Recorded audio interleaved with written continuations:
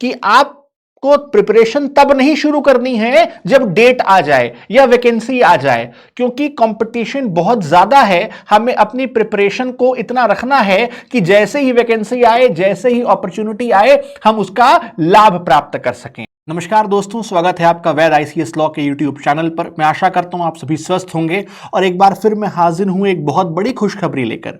और वो खुशखबरी ये है कि आने वाले समय में बिहार में इस बात की प्रबल संभावनाएं हैं कि लगभग 1600 से ज्यादा एपीओ की वैकेंसीज आ सकती हैं। सहायक अभियोजन अधिकारी के 1600 से ज्यादा पद बिहार भरेगा, जिसके लेकर के अखबारों में उस बात की सूचना भी आ चुकी है। बिहार के विधि मंत्री श्री मंगल पांडे ने इस बात को स्पष्ट भी किया है कि आने वाले समय में, आने वाले नववर्ष में हमारे तमाम विधि छात्रों के लिए बहुत शुभ होने वाला है। और वह तमाम लोग जो लंबे समय से वैकेंसीज का वेट कर रहे हैं, लगभग 1600 से ज्यादा पद जो है बिहार में आ सकते हैं।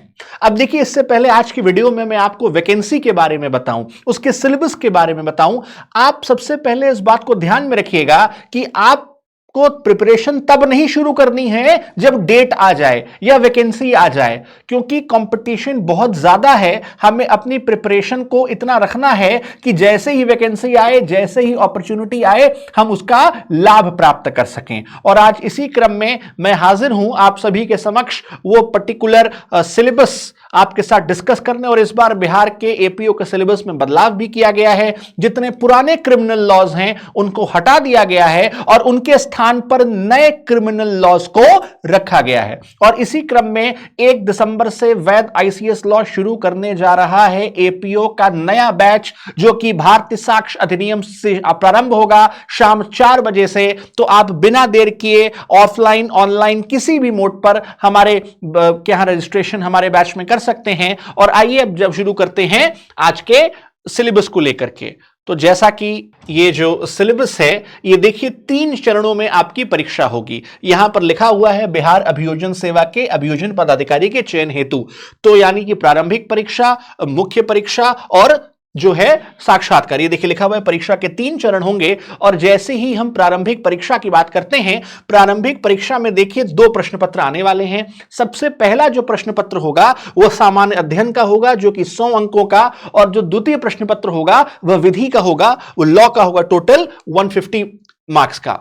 इसके साथ ही जब हम आगे बढ़ते हैं तो पर्टिकुलरली यहां पे प्रश्न पत्र अंग्रेजी और हिंदी दोनों भाषाओं में होंगे। जैसा कि आप जानते हैं बाइलिंगुअल रहता है, एक तरफ हिंदी, एक तरफ इंग्लिश, दोनों माध्यमों में रहेंगे। और जो कि बहु विकल्पों पर आधारित होगा। सामान्यतः जो है 4 ऑप्शंस आपको दिए जाते हैं और एक जो होगा, जो प्रत्येक पत्र को 2 घंटे की अवधि होगी। और देखिए 100 प्रश्न पूछे जाएंगे। यानी यहां पर आप देख रहे होंगे कि जो सामान्य अध्ययन है वो 100 नंबर का है और विधि जो है वो 150 अंकों की है।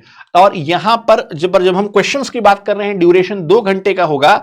उसके साथ ही पर जब हम क्वेश्चंस की बात करते हैं तो यहां पर स्पष्ट रूप से लिखा हुआ है कि पर्टिकुलरली जो है प्रारंभिक परीक्षा जो होगी वह 100 प्रश्नों की होगी, 2 घंटे की। और उसके बाद मुख्य परीक्षा के लिए चयन किया जाएगा। और यहां पर आप देखेंगे तो सिलेबस को बताया गया है, जिसमें जनरल स्टडीज शामिल है, भारत का इतिहास शामिल है, कल्चर शामिल है, पॉलिटी कॉन्स्टिट्यूशन शामिल है और भूगोल शामिल है। तो ध्यान रखिएगा, भारतीय संविधान, राज्य व्यवस्था आपके हर पाठ्यक्रम में आता है, चाहे वो सिविल जज हो, चाहे एपीओ हो। और यहां पे जीएस के सिलेबस में उसको स्पष्ट रूप से मेंशन किया गया है। जनरल साइंस पूछी जा रही है, भारतीय इतिहास पूछा जा रहा है, राज्य व्यवस्था पूछी जा रही है, और जो है स्पष्ट रूप से दिया गया। अब देखिए यहां पर एक लाइन जो ध्यान देने वाली है, कहा गया है जिनका उत्तर उम्मीदवार बिना विशेष अध्ययन के भी दे सकते हैं। हालांकि ध्यान रखिएगा, यह केवल कहने के लिए है। जो प्रश्न पत्र पूछे जाते हैं उनका जो स्तर है वो बहुत अच्छे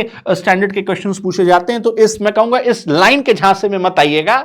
आप अब जितना समय आप लॉ को देते हैं उतना ही समय आपको विशेष रूप से जीएस को भी देने की आवश्यकता है। उसके अलावा जब हम द्वितीय प्रश्न पत्र की बात करते हैं तो जैसा मैंने कहा था कि इस बार सिलेबस में कुछ पाठ्यक्रम में कुछ परिवर्तन किए गए हैं, जिसमें पुराने लॉस को हटा दिया गया है, पुराने कानूनों को समाप्त कर दिया गया है। यानी अब आपसे आने वाले बिहार एपीओ के एग्जामिनेशन में जो है ना ही आईपीसी पूछा जाएगा, ना सीआरपीसी पूछा जाएगा, ना एविडेंस पूछा जाएगा, केवल नए कानून पूछे जाएंगे और उन नए कानूनों में बीएसए, बीएनएसएस और उसके साथ ही बीएनएस और साथ ही जो है आप देखेंगे सीपीसी को शामिल किया गया एवं भारतीय संविधान के मौलिक ज्ञान। इसका जैसा मैंने आपसे कहा था कि जो भारतीय संविधान राज्य व्यवस्था है वो जीएस, आपके जीएस का भी हिस्सा है और जीएस के साथ साथ लॉ का भी हिस्सा है, विधि का भी हिस्सा है, जैसा कि इसमें देखा जा रहा है। उसके बाद जब हम आगे बढ़ते हैं तो यहां पे देखिए ये मुख्य परीक्षा में टोटल आपको अष्टम पर यानी 8 पेपर्स आपके मेंस में होंगे और यहां पे सामान्य अध्ययन 100 अंकों का, द्वितीय प्रश्न पत्र हिंदी भाषा का 100 अंकों का, तृतीय पत्र अंग्रेजी भाषा का 100 का, चतुर्थ पत्र भारतीय न्याय संहिता 150 अंकों का, जो पांचवा पत्र होगा वो बीएसए होगा 150 अंकों का। उसके अलावा जो है बीएनएसएस यानी कि भारतीय नागरिक सुरक्षा संहिता को घटा दिया गया है, 75 अंकों का पूछा जा रहा है और सीपीसी को भी जो है 75 अंकों का और कॉन्स्टिट्यूशन आप देखेंगे तो यहां पे 150 मार्क्स का कॉन्स्टिट्यूशन पूछा जा रहा है। इसका मतलब कॉन्स्टिट्यूशन एक बहुत डिसाइसिव फैक्टर आपका रोल आपके सिलेक्शन में प्ले करेगा। उसके साथ ही जो अष्टम पत्र हैं यानी कुल 8 पेपर हमें देखने को मिलेंगे मेंस एग्जामिनेशन में, तो जो आपका सिलेक्शन कराएगा मेंस में, ध्यान रखिएगा वो कॉन्स्टिट्यूशन और जो बाकी के माइनर लॉज हैं वो विशेष रूप से आपका डिसाइसिव भूमिका निभाएंगे, क्योंकि बच्चों का जो ज्यादातर ध्यान होता है वो केवल उन 3 लॉस पर होता है। उसके अलावा जब हम आगे बढ़ते हैं तो अगले स्टेप पर तो आप देखेंगे कि यहां पर जो है यह बताया गया है कि जो प्रश्न पत्र है सामान्य अध्ययन का उसमें वही वह तमाम चीजें हैं, सामान्य विज्ञान, भारतीय इतिहास, संस्कृति, राज्य व्यवस्था, ये तमाम चीजें। फिर हिंदी भाषा में आप देखेंगे तो जो है हिंदी भाषा के लिए बताया गया है और इसमें जो है आपसे लेटर भी पूछा जाएगा, शुद्ध अशुद्ध व्यक्त करने की क्षमता, ये तमाम प्रश्न आपसे हिंदी भाषा में पूछे जाएंगे। अंग्रेजी की भी आप बात करेंगे तो उसमें भी इसको पूछा जाएगा। फिर बीएनएस, बीएनएसएस है। और जब हम माइनर लॉज की बात करते हैं तो देखिए माइनर लॉज में यहां पे जो आर्म्स एक्ट है, उसके अलावा विस्फोटक पदार्थ अधिनियम है, नार्कोटिक्स ड्रग्स एक्ट है, इंफॉर्मेशन टेक्नोलॉजी एक्ट है, उसके साथ ही बिहार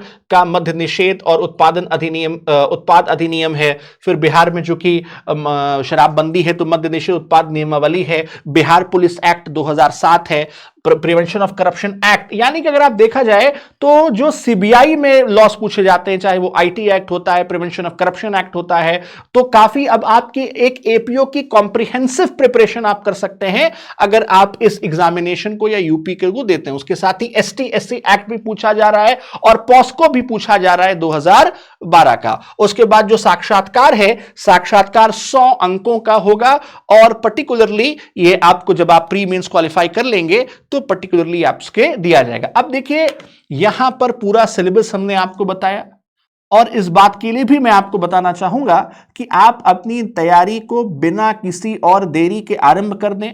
बिहार एपीओ 1600 पद एक स्वर्णिम अवसर है, एक स्वर्णिम मौका है और इसके साथ ही हम इस बात का भी अंदाजा लगा सकते हैं कि जब भी सिविल जज की वैकेंसी आएगी, क्योंकि यूपी एपीओ में भी केवल नए लॉस पूछे गए थे, बिहार एपीओ में भी केवल नए लॉस पूछे जा रहे हैं, तो इस बात से हम अंदाजा लगा सकते हैं कि जब भी अब नई वैकेंसी सिविल जज की आएगी तो उसमें भी केवल नए लॉज ही पूछे जाएंगे। तो मैं आशा करता हूं कि आप सभी अपनी तैयारी को में लगे होंगे, अच्छे से प्रिपेयर करेंगे, बिना किसी विलंब के आप अपने और प्रयास में और इस अपॉर्चुनिटी को, इस अवसर को आप अपने स्वप्न को आप प्राप्त करेंगे। और इसी में जैसा मैंने कहा था 1 दिसंबर से एपीओ का नया बैच प्रारंभ हो रहा है, जहां पे आपको जितने भी माइनर लॉज हैं, जितने यूपी एपीओ के लॉज हैं, उसके साथ ही बिहार एपीओ के लॉज हैं, पॉलिटी, कॉन्स्टिट्यूशन, जनरल साइंस, तमाम चीजें, वे test series, sectional test series, full length test series, mock interview preparation, एक कॉम्प्रिहेंसिव प्रिपरेशन कराई जाएगी आपके पूरे एपीओ को लेकर के, जिसमें UP APO, Bihar APO, CBI APO, सारी चीजें शामिल होंगी। आपको बाकायदा बुकलेट्स दी जाएंगी, माइनर लॉस का 1-to-1 पर्टिकुलर आपकी मेंटरिंग होगी। तो आप जुड़ सकते हैं वैद आईसीएस लॉ से। मैं आशा करता हूं आप सभी लोग अपने लक्ष्य को प्राप्त करने में सफल हों। वैद आईसीएस लॉ को फॉलो करने के लिए बहुत बहुत धन्यवाद।